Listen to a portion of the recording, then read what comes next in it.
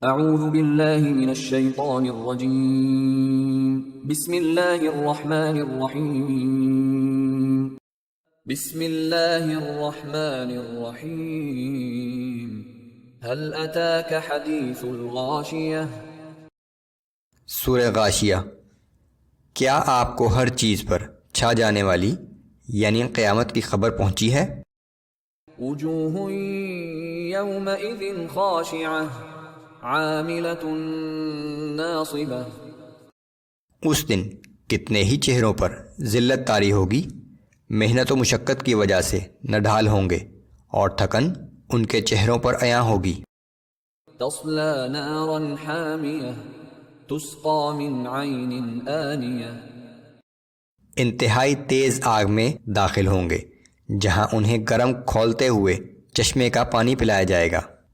بظاہر دنیا میں ساری زندگی محنت و مشقت میں گزاری، لیکن وہ ساری محنت محض دنیا کی خاطر کرتے رہے، یا پھر دین کے لیے جو کچھ بھی کیا وہ اللہ اور اس کے رسول کے بتائے ہوئے طریقے کے مطابق نہ تھا، اس لیے ان کی محنت اکارت گئی، ان کے اعمال قبول نہیں کیے جائیں گے اور ان کا آخری ٹھکانہ جہنم ہوگا۔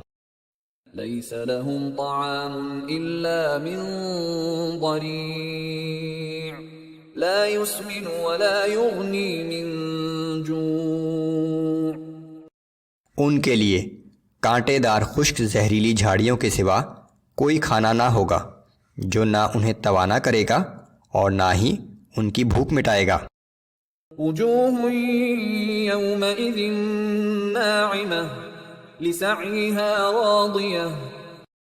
اس کے برعکس اس دن بہت سے چہرے شگفتہ اور تر و تازہ ہوں گے اور اپنے اعمال کی بدولت خوش و خرم ہوں گے۔ فی جنت عالیہ لا تسمع فیہا لاغیہ فیہا عین جاریہ۔ عالی شان باغات میں ہوں گے جہاں کوئی لغو اور بیہودہ بات نہ سنیں گے اور جہاں بہتا ہوا چشمہ ہوگا۔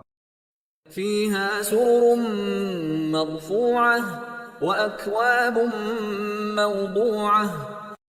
اس میں اونچی مسندیں ہوں گی اور کرینے سے رکھے ہوئے جام ہوں گے۔ ونمارق مصفوفہ وزرابی مبثوثہ۔ تکیے قطار در قطار رکھے ہوں گے اور مخملی فرش بچھے ہوں گے۔ افلا ينظرون الى الابل كيف خلقت۔ تو کیا یہ لوگ اونٹوں کو نہیں دیکھتے کہ انہیں کیسے عجیب طریقے سے بنایا گیا ہے؟ اگر ان منکرین کو جنت کی ان سب باتوں کے بارے میں شبہ ہے تو دنیا کی ان چیزوں پر غور کر لیں جنہیں اسی خالق نے بنایا ہے۔ وَإِلَى السَّمَاءِ كَيْفَ رُفِعَتْ۔ اور آسمان کی طرف دیکھ لیں کہ اسے کیسا بلند کیا گیا ہے۔ وَإِلَى الْجِبَالِ كَيْفَ نُصِبَتْ۔ اور پہاڑوں کی طرف کہ انہیں کیسے زمین میں جمایا گیا ہے۔ وَإِلَى الْأَرْضِ كَيْفَ سُطِحَتْ۔ اور زمین کی طرف کہ اسے کیسے ہموار بنایا گیا ہے۔ فَذَكِّرْ إِنَّمَا أَنْتَ مُذَكِّرٌ۔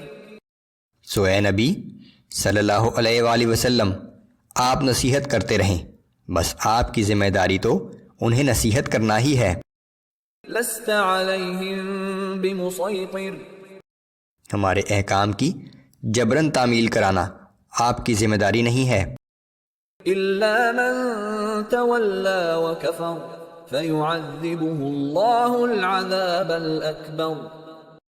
البتہ جو شخص روگردانی اور انکار کرے گا تو اللہ اس کو آخرت میں بڑا سخت عذاب دے گا۔ إِنَّ إِلَيْنَا إِيَابَهُمْ ثُمَّ إِنَّ عَلَيْنَا حِسَابَهُمْ۔ بالآخر ان سب کی واپسی ہماری ہی طرف ہوگی، پھر ان کا حساب لینا ہمارے ذمہ ہے۔